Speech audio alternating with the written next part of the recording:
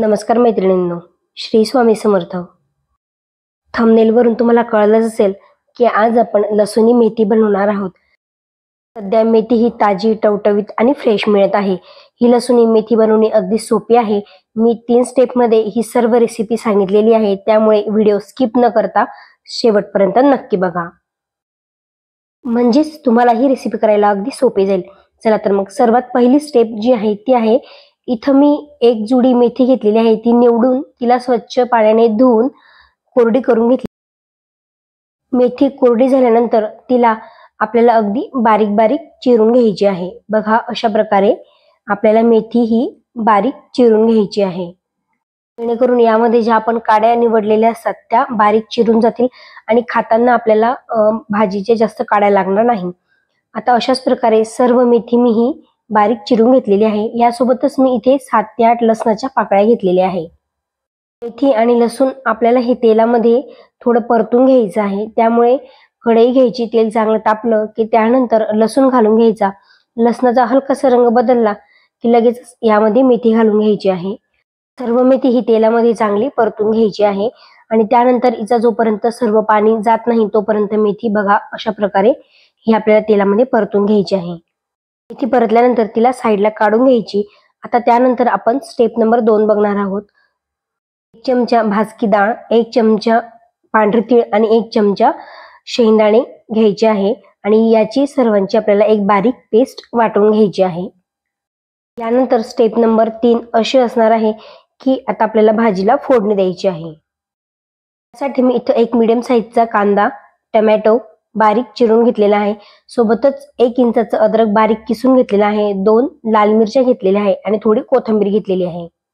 मी त्याच कढईमध्ये भाजी करत आहे, त्यामुळे कढई स्वच्छ धुवून तेल घालून घ्यायचं। तेल गरम झालं की त्यानंतर त्यामध्ये जिरे मोहरी घालायची, किसलेलं अद्रक घालायचं, ते चांगलं परतलं की त्यानंतर त्यामध्ये हिरवी लाल मिरची घालायची, तिलाही परतून घ्यायची। त्यानंतर शेवटी कांदा घालून घ्यायचा आहे। कांदाही तेलामध्ये चांगला परतून घ्यायचा, त्याचा हलकासा रंग बदलला की त्यानंतर यामध्ये टोमॅटो घालून घ्यायचा आहे।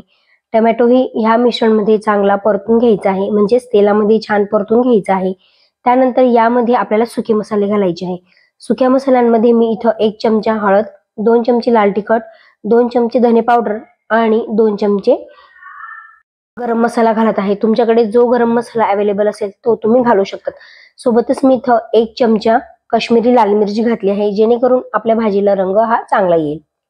तेलामध्ये हे सुके मसाले चांगले परतल्यानंतर आपण जी वाटून घेतलेली पेस्ट होती ती पेस्ट ह्या मिश्रणमध्ये घालून घ्यायची आणि पेस्टलाही ह्या तेलामध्ये चांगली परतून घ्यायची आहे। मिक्सरला आजूबाजूला थोडी पेस्ट लागलेली होती, त्यामुळे मी थोडं त्यात पाणी घालून तेही यामध्ये टाकून घेतलेलं आहे।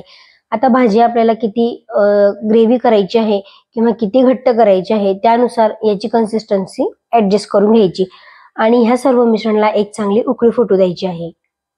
मला यामध्ये थोडी काश्मीरी लाल मिरची कमी वाटली म्हणून मी अजून घातली।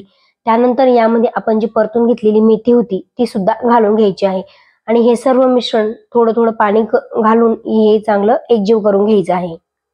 भाजीची ग्रेव्ही सुद्धा आपल्याला ऍडजस्ट करायची आहे। लसूणी मेथी जी असते ती सहसा करून घट्टच असते, त्यामुळे मी यामध्ये जास्त पाणी नाही घातलं, हिला घट्टसरपणाच राहू द्यायचं आहे आणि ह्या सर्व मिश्रणला एक उकळी फुटू द्यायची। उकळी फुटली की त्यानंतर यामध्ये चवीनुसार मीठ घालून घ्यायचं आणि कोथिंबीर सुद्धा घालून घ्यायची। सर्व मिश्रण चांगलं एकजीव करून घ्यायचं आहे। कोथिंबीर तुम्ही भाजी झाल्यानंतर घातली तरी सुद्धा चालते, पण काय असतं की कोथिंबीर आपण ह्या स्टेजला घातल्यानंतर कोथिंबीर सुद्धा भाजीमध्ये चांगली शिजून जाते व ती खाताना कच्ची लागत नाही। सर्व मिश्रण मी चांगलं एकजीव करून घेतलेलं आहे, तुम्ही बघू शकता। आता आपल्याला फक्त या भाजीला एक उकळी येऊ द्यायची आहे। तुम्ही कधी अशी लसूणी मेथी करून बघितलेली आहे का, किंवा अशाच प्रकारे केली का, काही वेगळा प्रकार तुम्ही केलेला होता ते मला कमेंट बॉक्सद्वारे नक्की कळवा। भाजी करत असताना हिला अधूनमधून आपल्याला हलवत राहायचं आहे, म्हणजे सर्व मिश्रण चांगलं एकजीव करत राहायचं आहे। बघा, भाजीलाही छान उकळी आलेली आहे आणि आता आपली गरम गरम लसूणी मेथी ही खाण्यासाठी तयार झालेली आहे।